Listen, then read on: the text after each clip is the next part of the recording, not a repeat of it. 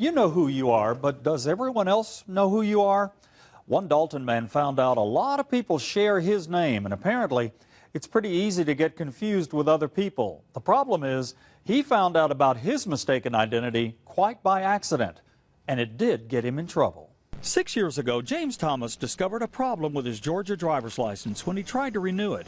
The problem was traced to Tennessee.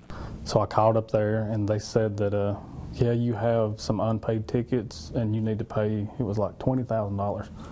I was like, well, you got the wrong guy. Thomas asked for and received a clearance letter from Tennessee. He renewed his Georgia license and everything was fine.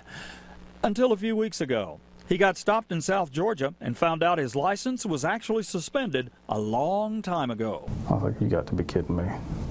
So I had to walk back up to the car and tell my wife, need to follow me to the jail. They're arresting me.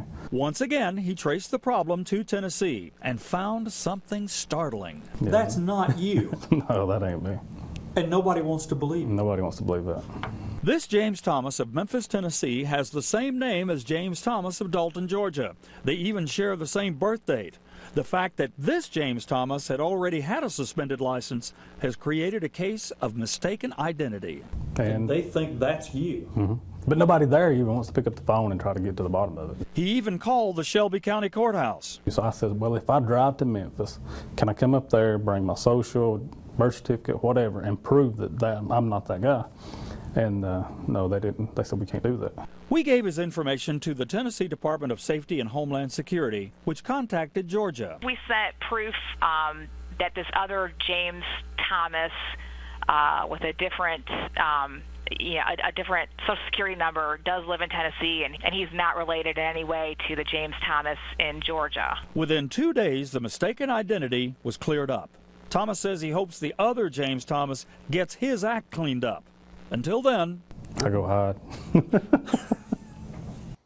Folks, there is a way to prevent this situation, and that is to periodically check your driving history. Go to this story at NewsChannel9.com and we'll show you how to do that. Meanwhile, Thomas told me the driving on suspended charge in Georgia was dropped after we got his problem straightened out.